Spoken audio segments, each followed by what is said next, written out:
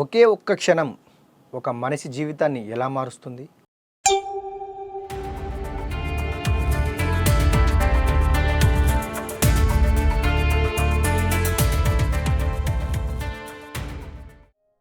అమృత్సర్ మట్టిలో కలిసిన రక్తం లండన్ వీధుల్లో ప్రతీకారమై ఎలా మారిందో చూడండి.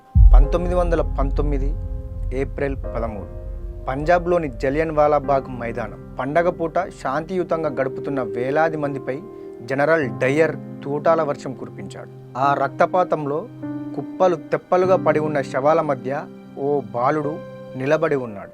తన కళ్ళ ముందే వందలాది మంది ప్రాణాలు కోల్పోవడం చూసిన ఉద్దమ్ ఆ రక్తంలో తడిసిన మట్టిని చేతుల్లోకి తీసుకొని కన్నీళ్లతో ఒక భయంకరమైన శపథం చేశాడు. తూటాలు పేల్చింది డయ్యర్ అయితే ఆ ఘాతుకానికి వెనుక ఉండి నడిపించి సమర్థించిన అసలు సూత్రధారి అప్పటి పంజాబ్ లెఫ్టినెంట్ గవర్నర్ మైకేల్ ఓ డ్వైర్.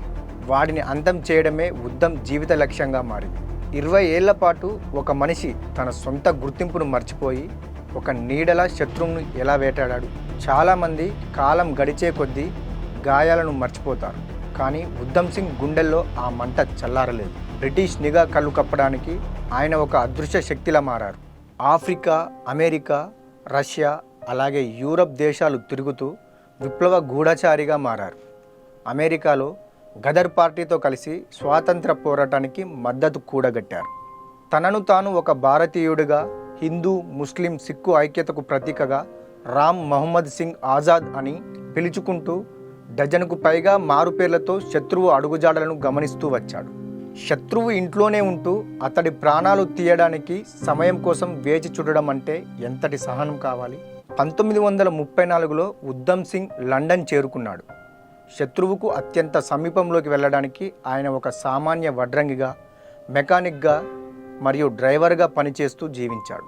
మైకేల్ ఓ డ్వైర్ దినచర్య ఏమిటి, అతను ఎక్కడికి వెళ్తున్నాడు అన్న విషయాలను ఒక ప్రొఫెషనల్ అసాసిన్ లాగా 6 ఏళ్ల పాటు ట్రాక్ చేశాడు. ఒక పాత పుస్తకంలోని పేజీలను తుపాకీ ఆకారంలో కత్తిరించి దాని మధ్యలో తన రివాల్వర్ను దాచి ఉంచాడు. ఆ పుస్తకమే ఆయనకు లండన్ నడిబొడ్డున రక్షణ కవచంగా మారింది.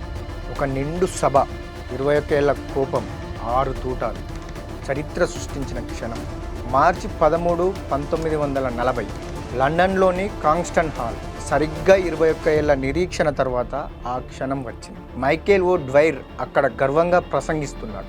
సమావేశం ముగియగానే ఉద్దమ్ సింగ్ మెరుపు వేగంతో వేదిక వైపు దూసుకెళ్లి తన కోటులో దాచిన రివాల్వర్ తీశాడు. పాయింట్ బ్లాంక్ రేంజ్లో ఓ డ్వైర్పై 2 తూటాలు పేల్చాడు. ఆ రాక్షసుడు అక్కడికక్కడే కుప్పకూలాడు. కాల్పులు జరిపిన తర్వాత ఉద్దమ్ సింగ్ పారిపోవడానికి ఏమాత్రం ప్రయత్నించలేదు. చిరునవ్వుతో అక్కడే నిలబడి అరెస్ట్ అయ్యాడు. నా దేశం పట్ల నా కర్తవ్యం పూర్తయింది అని ఆయన చూపులు ప్రపంచానికి చాటి చెప్పాడు. మరణం ఎదురుగా ఉన్న భయం లేని కళ్ళు, బ్రిటిష్ కోర్టులోనే బ్రిటిష్ వారిని నిలదీసిన ధైర్యం. కోర్టు విచారణలో ఉద్దమ్ సింగ్ మాట్లాడిన ప్రతి మాట బ్రిటిష్ సామ్రాజ్య పునాదులను వణికించింది. నేను అతన్ని చంపాను, ఎందుకంటే అతడు దానికి అర్హుడు.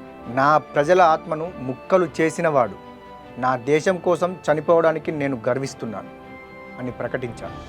1940 జూలై 31న ఆయనను ఉరితీశారు. కానీ ఆయన రగిల్చిన విప్లవాగ్ని భారతీయులను స్వతంత్రం దిశగా మరింత వేగంగా నడిపించింది. ఒక వ్యక్తి మరణించవచ్చు, కానీ ఆశయం అమరం. జలియన్వాలాబాగ్ మారణకాండ జరిగి 107 ఏళ్లు గడుస్తున్న ఉద్దమ్ సింగ్ పేరు వింటే భారతీయుల రక్తం ఉరకలు వేస్తుంది.